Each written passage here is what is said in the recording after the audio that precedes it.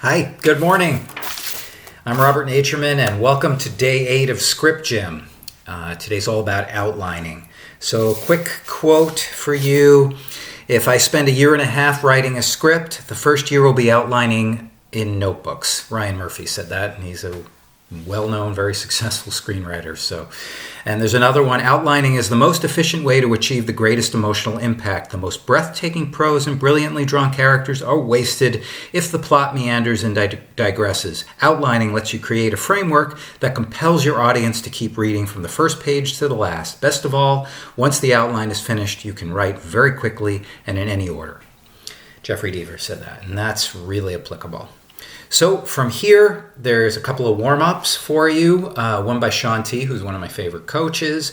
You don't have to do them both. You can do one. One's about 5 minutes, one's about 10 minutes. But just a nice, easy warm-up to get your blood flowing and breath elevated. So from there is a 10-minute exercise. And that is called 1984. You're locked in a room with your greatest fear. Describe what's in the room. And it could be a manifestation of something. It could be a person. It could be a thing. So just write about what your greatest fear is. You don't have to share it, but really do, tap into something emotionally, because it really could be very applicable in writing your script about characters getting over fears. So today we're going to again talk about, go very quickly. It's all on the discussion board, so I won't belabor it, but I'll just go, sort of touch the main points of what you need to focus on and what the assignment will be. And it's about outlining, which is such a necessary tool. It's sort of your framework and your schematic of what you're going to be writing. It's your roadmap, as it were, and it's rather than jumping into your script blind. Now, you've already done your treatment, so you've written it in prose, but here you're just laying it out, this, and it's very clear to you as you some people do note cards, which I find very, very helpful, and you'll just have scene by scene by scene by scene is more of a beat sheet. It's following beat by beat, which is a turn in action and intention. You could do that. I have attached actually a beat sheet for you of a script that I wrote when I was in grad school, and I did it before I actually started writing.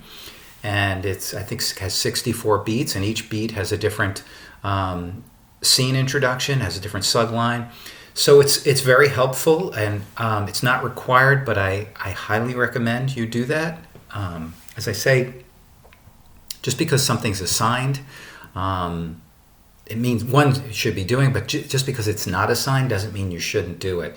You still should do it. It's still, as I say, it's not required, and I think if you do beyond what's expected of you, it's one of the keys to success, is always demand more of yourself than others might expect. So I've put, you can see there's Act 1, 2, and 3. There is a schematic on the discussion board, and it goes over, it's got several different points. It's got the opening image, inciting incident, end of Act 1, and escalating tension, which is Act 2. The midpoint is the midpoint of the script, crisis, end of Act 2, which is your character low point, your final dilemma, confrontation, and your climax. And for each of those, I want you to just put, opening image, and tell us what is the opening image. And it goes much more into detail about that, but that's quite literally what it sounds like. It is your opening image. It's how important is that? What's the first thing? Think of all the films and television shows that you've seen, the very first image. Is it a seascape? Is it a cityscape? Is it a skyline? Is it a crawl, like in Star Wars? What are the first images that you see, and literally that they put it down? Do we hear something before we see something? Think of that and really go into detail about it. All of these, I would say, suggest go into detail because it's for you. And if you just could put a little bit or you put a lot, it'll the more you put in, the more it'll help you. Then your inciting incident, which is, as I discussed on Thursday, is the change in status. It's something that occurs, your character's going along in their life, their protagonist is going along in their life, and something occurs that changes that. And it could be a diagnosis, it could be an external thing, it could be a fear, whatever it happens to be. It could be a breakup of a relationship, whatever it happens to be. It's going to ultimately set the script in a different direction. The character's going to, is pivoting into something that occurred. So you're going to write, what is your inciting incident? If you're unsure about it, I've put a video that has 50 of them, and it's really, really helpful, and it's a really entertaining video as well, and it goes over 50 of them. So by the end, you'll be pretty familiar with what that is. After that is, what's the end of your act? That's your point of no return. That's quite literally, your character makes a decision. The root of the word decision means to cut off. Think of times you've made a decision, and what was that, and did you ever look back? And that's what your character, from the inciting incident, has now acted upon it. What is yours going to be? The escalating tension. This is what are the events of the Act 2 that's going to propel and keep if you think of the Wizard of Oz, which I talked about, end of Act 1, Dorothy lands in Oz. Think of the escalating tension of the next act. She sees the Lollipop Kids, and she's killed a witch, and sees a scarecrow and a lion and a Tin Man, and she has a goal, which is to get to see the Great Oz. And all these things, subplots and secondary characters and problems, and still she has to deal with someone being after her. So think of that, and if you can have a lot of those things, what is your antagonist? What is their story? Be great. Then your midpoint is quite literally, again, boom, right in the middle of your script. 100-page script, it's around page 50, and 120 is around 60, and this is sort of a mirror to the ending. If you think, again, Wizard of Oz, it's where they get to Oz the first time. What happens? He says, oh, by the way, you can't go home till you kill the witch. Change is the goal. But it does echo the end. The end is when she goes home. It's that running theme. What are your themes running through your story? These are things that you would put in your escalating tension. No place like home.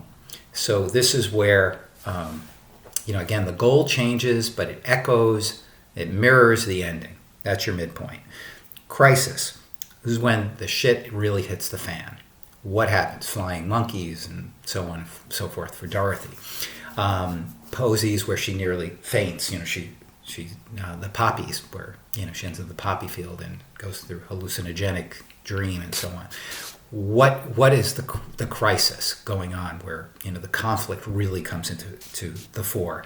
That brings us to the end of Act 2, which is the character low point. This is the false ending. This is where we think the character is going to die, or it's over, or they're going to lose, they're going to walk away and they give up, or the relationships, they're never going to get together.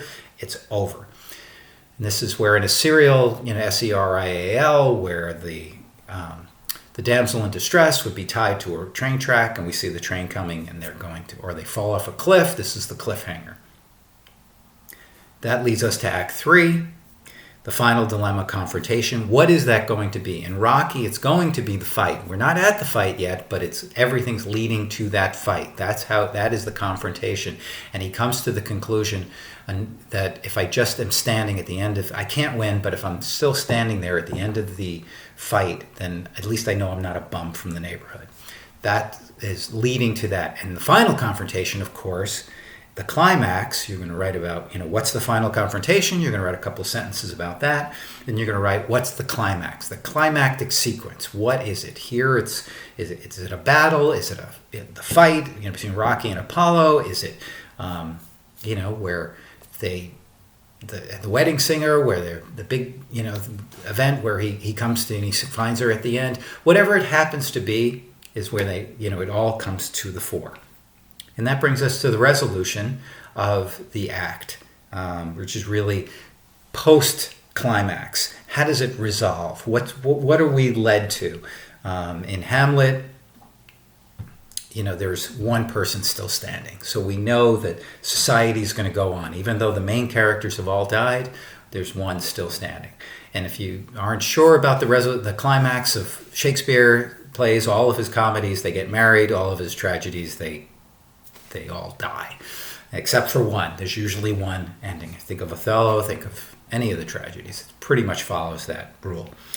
So Just write a little bit about each, and I think that'll give you a nice schematic. You can put them on note cards, like I said, or you can go far more into detail. There's a link to you can upload the beat sheet, which I had written, which I said it goes much more into detail. I highly, highly recommend you do that. And this will be due, either or both will be due by Tuesday. And that's along with all the other assignments up to this point. So I'm giving you to Tuesday. I'm giving you an extra couple of days. So make sure you get all the assignments from the goal setting workshop onward. Make sure you submit them, or else they'll be listed as missing, and you won't get a grade and all that stuff. So I don't give them arbitrarily. They're all for a reason, and they will make facilitating the writing that much more. So it'll make it that much easier when you actually are facing the blank page, which is coming up on Tuesday. So do that, and then to your workout: 28 high knees, 35-second plank. You can either do on your elbows or on your hands, 18 lunges, a 30-second wall sit where your legs are at a 90-degree angle, no hands on your thighs, and then 13 push-ups. If you can't do them all at once, break them up, or do them on your knees, whatever you need to do. So that's it. That's your assignment. It's outlines.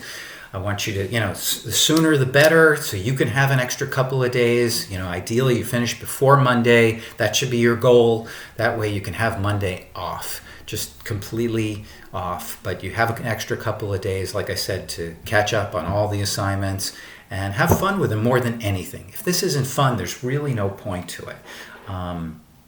Because I want you to inspire you to write, but also, to do it in a way that, wow, I really had a good time while I did this ultimately. You're going to get something out of it, that much more out of it. So that's the story. If you have any issues or any questions you want to meet, let me know. I could set up a Zoom with any of you. And if not, I will see you on Tuesday at DMAC. And I look forward to reading all your stuff that you send in. And we'll see you then. Have a great weekend. And we'll, do some workouts, go some hikes, have some fun, and enjoy the heat. Go to the beach or something. Okay, take care. We'll see you Tuesday.